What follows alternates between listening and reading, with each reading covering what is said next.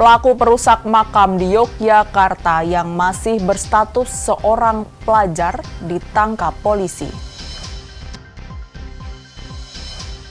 Banjir di Grobogan makin tinggi, warga terpaksa dievakuasi dari rumah mereka. Jelang Idul Adha, penjualan hewan kurban di Kota Semarang mulai ramai.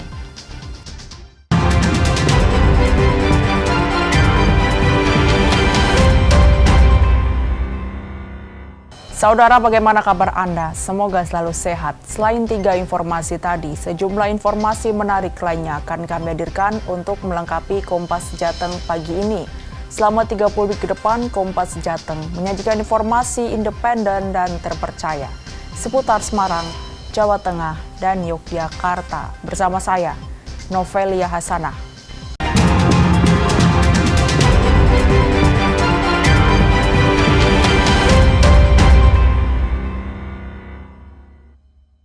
Mengawali Kompas Jateng pagi ini, saudara, sebuah pabrik garmen di Balong, Donoharjo, Ngaglik, Sleman, Yogyakarta terbakar pada Rabu pagi. Kebakaran terjadi saat pabrik beroperasi. Hingga Rabu siang, api belum berhasil dipadamkan meski belasan unit damkar telah dikerahkan ke lokasi kebakaran. Ya Allah. Mbak. Oh, Mbak. Ya.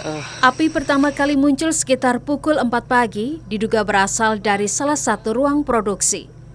Para pekerja yang sedang beraktivitas langsung berhamburan menyelamatkan diri. Petugas pemadam kebakaran kesulitan dalam memadamkan api karena titik api berada jauh, yakni di belakang pabrik, serta banyaknya mesin dan tumpukan kain yang mudah terbakar. Belasan unit mobil pemadam kebakaran hingga mobil water cannon dari kepolisian dikerahkan untuk memadamkan api. Jam 4 mendapatkan informasi dari masyarakat beserta anggota untuk datang ke TKP dan melakukan pengamanan TKP agar masyarakat juga tidak mengganggu proses pemadaman yang belum diketahui. Masih proses pemadaman. Ini mobil pemadam dari mana saja ini? Dari Sleman. Hingga Rabu siang, belum ada laporan korban jiwa maupun luka-luka dalam peristiwa ini. Penyebab kebakaran masih dalam penyelidikan.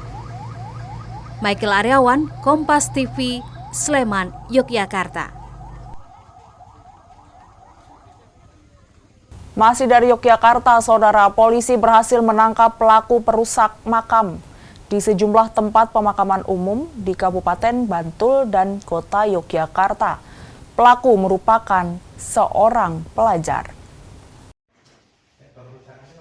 Dalam rekaman kamera pemantau, pelaku masuk ke area kompleks makam dan merusak sejumlah nisan. Pelaku yang masih berusia 16 tahun ditangkap di rumahnya di Bantul, Yogyakarta. Polisi menyita baju dan celana yang dipakai pelaku sebagai barang bukti.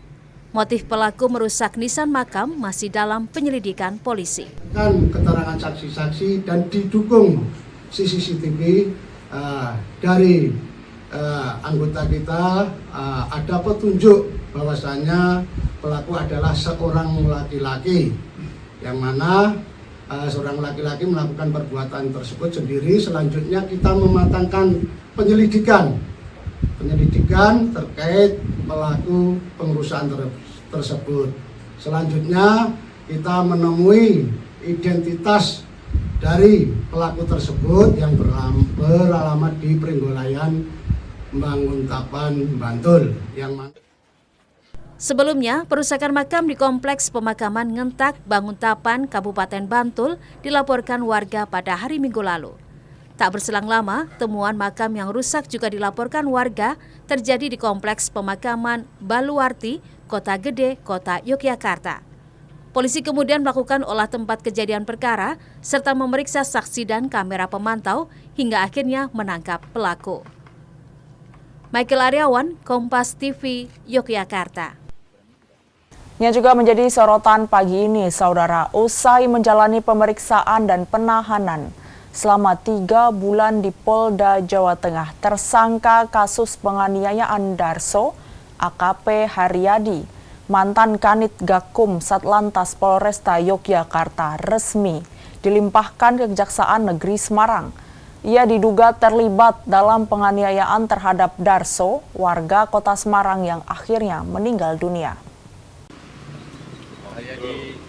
Dengan dikawal penyidik Direktorat Kriminal Umum Polda Jawa Tengah Selasa siang, AKP Haryadi, mantan Kanit Gakum Satlantas Polresta Yogyakarta, diserahkan ke Kejaksaan Negeri Semarang setelah menjalani proses pemeriksaan. Dalam penyerahan tersangka, barang bukti serta berkas berita acara pemeriksaan, oknum anggota kepolisian Polda DIY yang melakukan penganiayaan hingga menewaskan Darso, warga Mijen Kota Semarang, didampingi kuasa hukumnya.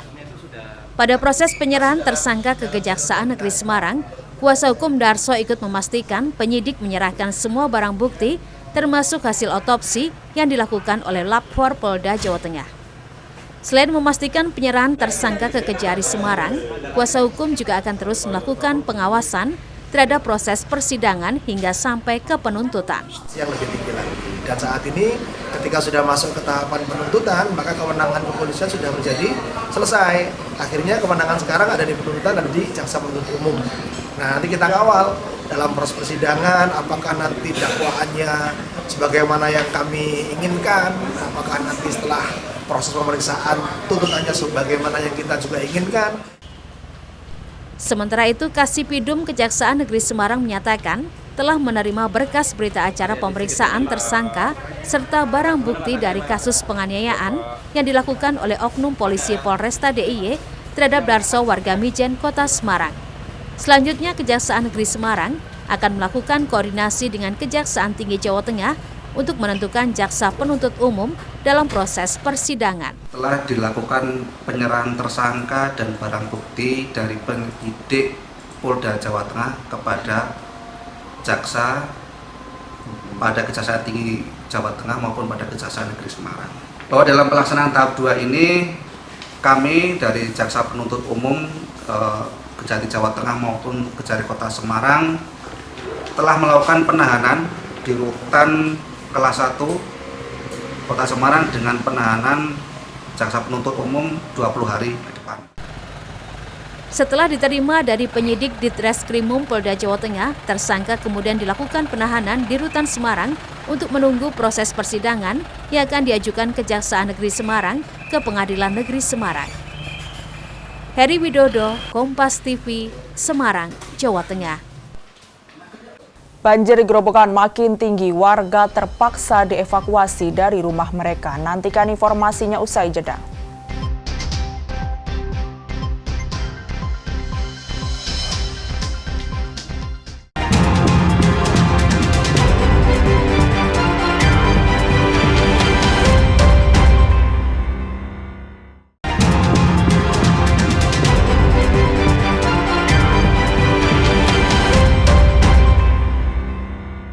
Masih di Kompas Jateng bersama saya Novelia Hasanah. Saudara, banjir yang merendam Desa Sukorejo, Kabupaten Gerobokan, Jawa Tengah tak kunjung surut.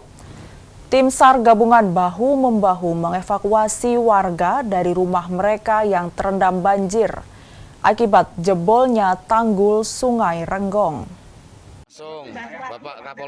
Satu persatu warga desa Sukorejo, Kecamatan Tegawanu, Kabupaten Gerobokan, Jawa Tengah dievakuasi dari rumah mereka. Meski hari sudah beranjak gelap, namun warga terpaksa meninggalkan rumahnya yang semakin tinggi terendam banjir akibat Sungai Renggong yang jebol. Evakuasi diutamakan bagi warga lansia, wanita, dan anak-anak. Warga dievakuasi menggunakan perahu karet dan sejumlah kendaraan menuju lokasi pengungsian di Gor Desa Tanggirejo. Hingga saat ini, jumlah pengungsi mencapai 90 jiwa dan masih terus bertambah. Pengungsi diberi sejumlah fasilitas, mulai dari tempat tidur, selimut, makanan, hingga pemeriksaan kesehatan gratis. Air semakin meninggi, kisaran masuk di rumah-rumah warga sekitar 60 sampai 1,5 meter. Tadi malam kami bekerja sama dengan Forkopimcam, Kecamatan, dan BPBD. Kita mengevakuasi warga ke tempat yang aman, yaitu di Desa Tanggirejo di tempat gor, sekitar 70 kakak. Banjir di Desa Sukorejo, Kabupaten Grobogan terjadi sejak Jumat lalu dan warga yang terdampak lebih dari 1.000 jiwa. Banjir warga Sukorejo. Rifai Handoko, Kompas TV, Grobogan, Jawa Tengah. Sorotan lainnya, saudara, program makan bergizi gratis di Kabupaten Klaten, Jawa Tengah mulai bergulir.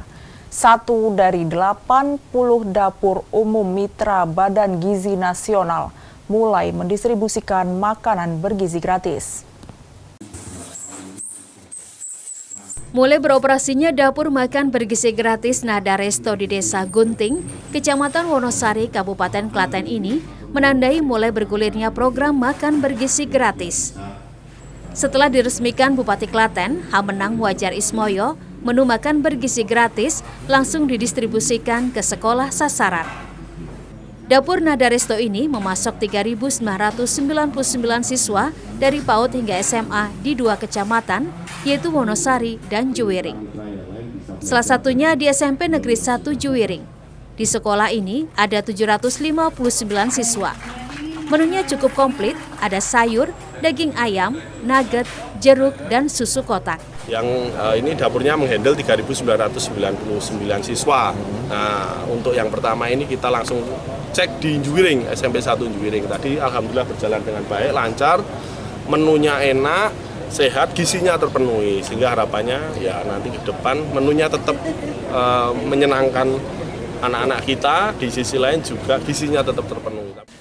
Pemilik dapur Nada Resto yang menjadi mitra Badan Gizi Nasional, Bambang Mulyono, mengatakan pihaknya harus melewati 10 tahapan dari Badan Gizi Nasional sehingga baru bisa beroperasional pada Senin 19 Mei. Dapur Nada melibatkan 45 karyawan dari warga sekitar dan untuk memenuhi bahan baku bekerja sama dengan UMKM. Karena gini, untuk menjadi mitra dan untuk operasional itu sekarang ada 10 tahap. 10 tahap ini harus dilalui semuanya. Jadi kalau salah satu tidak memenuhi syarat itu nggak bisa. Jadi 10 tahap itu harus semua dilalui semuanya, SOP-nya seperti itu, baru kita bisa untuk operasional. Jadi 2 bulanan ya. Ya Pak, untuk bahan bakunya dari mana Pak? Ya kita pasti ya dari punya UMKM ya, mungkin pedagang-pedagang sayuran, dari apa kan kita ada semua. Diharapkan program makan bergizi gratis bisa berjalan lancar dan zero insiden. Nani Astuti, Kompas TV, Klaten, Jawa Tengah. Informasi lainnya, saudara, para pencari kerja di Kabupaten Pekalongan, Jawa Tengah memadati job fair yang diadakan oleh pemerintah setempat. Kegiatan yang digelar 2 hari ini menargetkan menyerap 2.000 tenaga kerja. 2.000 lowongan pekerjaan dari 26 perusahaan tersedia dalam job fair yang digelar di Gedung Pertemuan Umum Kajen, Kabupaten Pekalongan. Para pencari kerja beradu nasib untuk mendapatkan pekerjaan meski tidak sesuai dengan latar belakang pendidikan yang dimiliki. Oh, ini baru lulus sekolah, baru 5 ya. Kalau kelengkapan-kelengkapannya sudah lengkap? Alhamdulillah sudah, tapi belum bisa daftar banyak sih, cuma 1 perlengkapan saja. Kalau di Pekalongan nyari kerjanya susah Pak? Ya, ini baru lulus jadi mau cari-cari dulu lah, belum tahu susah apa enggaknya. Data dari Dinas Tenaga Kerja Kabupaten Pekalongan, 3.500 lebih pencari kerja yang tercatat yang mencari pekerjaan. Dalam job fair ini ditargetkan sebanyak 2.000 tenaga kerja bisa terserap. Ada kenaikan angka pengangguran terbuka. Ini dengan terbukanya, dengan diselenggarakan job fair ini kita bisa menurunkan angka pengangguran dan harapannya di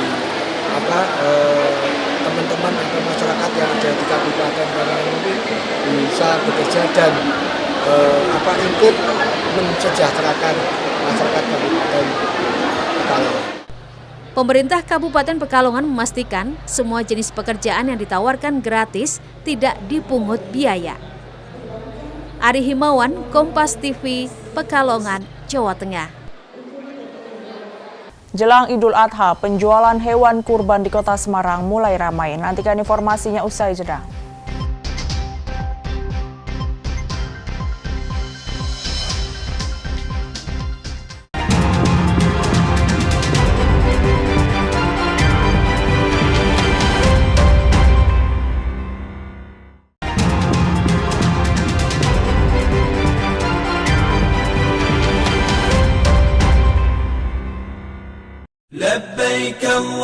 اللهم لبيك لبيك لا شريك لك لبيك إن الحمد والنعمة لك والملك لا شريك لك.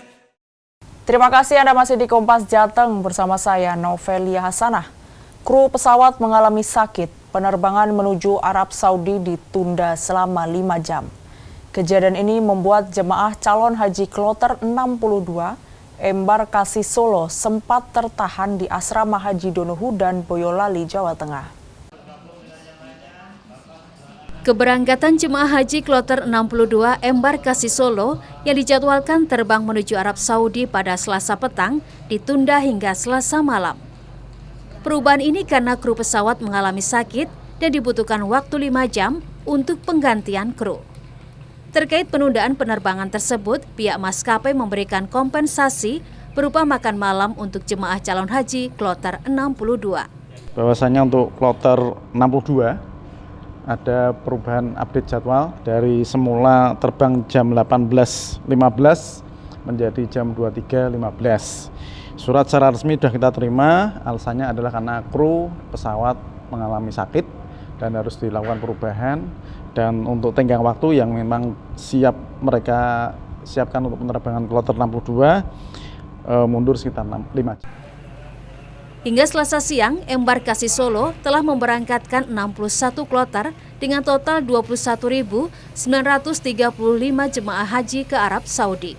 Sedangkan jumlah jemaah calon haji yang sudah tiba atau diterima di Asrama Haji Donohudan sebanyak 23.068 orang jemaah yang dibagi dalam 64 kloter. Nikolaus Irawan, Kompas TV, Boyolali, Jawa Tengah. Labbaik Allahumma labbaik labbaik la syarika lak labbaik innal hamda wan ni'mata lak wal mulk la syarika lak. Sementara itu, Saudara, jelang Idul Adha, Dinas Pertanian Kota Semarang menggelar bimbingan teknis bagi takmir masjid yang ada di Kota Semarang, seperti pengecekan kondisi hewan ternak yang sehat dari pemeriksaan antemortem hingga postmortem. Dalam bimbingan teknis ini, Dinas Pertanian Kota Semarang bekerja sama dengan Juru Sembelih Halal atau Juleha dan melibatkan perwakilan takmir masjid dari 16 kecamatan yang tergabung dalam Dewan Masjid Indonesia Kota Semarang. Tujuan dari bimbingan teknis ini agar jajarannya hingga takmir masjid bisa memahami pelaksanaan pemotongan hewan kurban, termasuk mewaspadai kemungkinan adanya penyakit pada hewan kurban. Sehingga diharapkan nantinya daging kurban yang beredar di masyarakat bisa benar-benar aman, sehat, utuh, dan halal. Tugas yang kami laksanakan yaitu terkait dengan pemantauan, pengawasan, pemeriksaan hewan kurban pada saat ada di tempat penjualan. Terus yang kedua tadi yang saya sampaikan ada pemeriksaan antemortem, yaitu pemeriksaan hewan kurban sebelum itu disembelih, sehingga kita bisa melihat apakah hewan yang akan disembelih atau yang dikorbankan ini nanti memang betul-betul hewan yang sehat. Terus yang selanjutnya juga ada pemeriksaan postmortem, yaitu pemeriksaan setelah disembelih. Nah, ini untuk mengetahui apakah daging nanti yang karena ini nanti yang diperiksa adalah daging jeruannya, sehingga harapannya daging yang diedarkan yang nanti akan dikonsumsi oleh masyarakat ini betul-betul. Sementara itu, Ketua Dewan Masjid Indonesia Ahmad Fuad mengatakan pelatihan ini rutin digelar setiap tahun menjelang Idul Adha.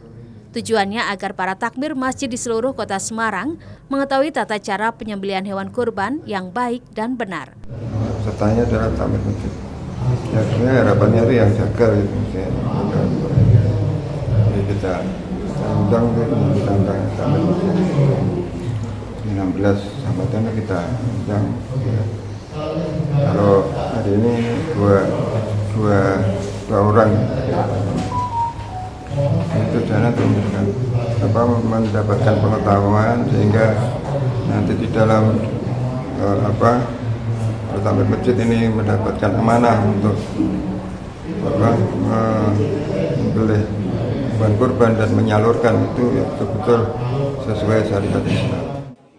Harapannya dengan pengetahuan mengenai penyembelihan hewan kurban ini, para petugas jagal yang diberikan amanah bisa melaksanakannya sesuai syariat Islam. Selain itu juga mengetahui kondisi hewan kurban yang sehat agar daging kurban yang disalurkan benar-benar aman bagi masyarakat.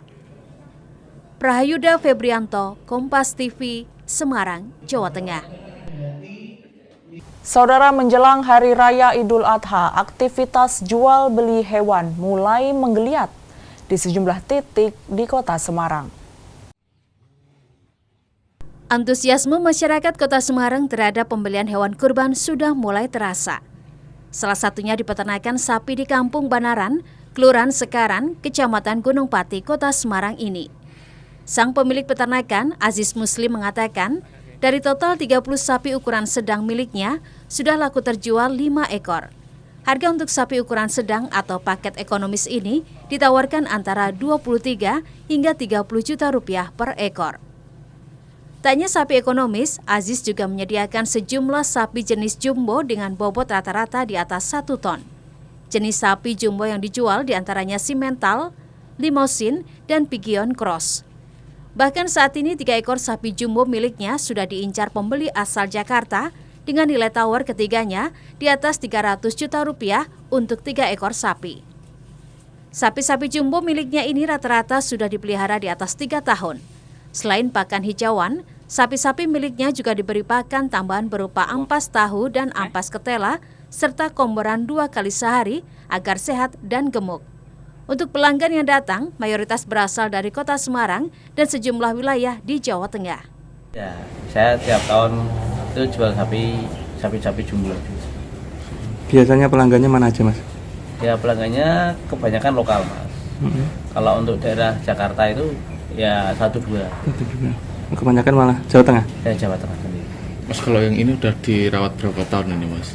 Ini sekitar 4 tahun, 3 tahunan. Yang sana itu 3 tahun, yang ini 4. Kita menyediakan untuk harga yang ekonomis, kita menyediakan dari harga yang 23 sampai 30 juta.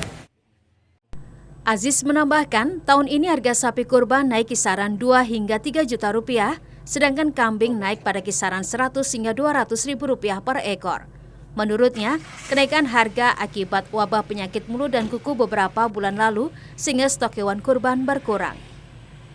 Prahayuda Febrianto, Kompas TV, Semarang, Jawa Tengah. Informasi tadi sekaligus mengakhiri Kompas Jateng hari ini. Saya Novelia Hasanah, mewakili kerabat kerja yang bertugas mengucapkan terima kasih atas perhatian Anda. Selamat mengikuti acara kami selanjutnya di Kompas TV, independen, terpercaya. Sampai jumpa.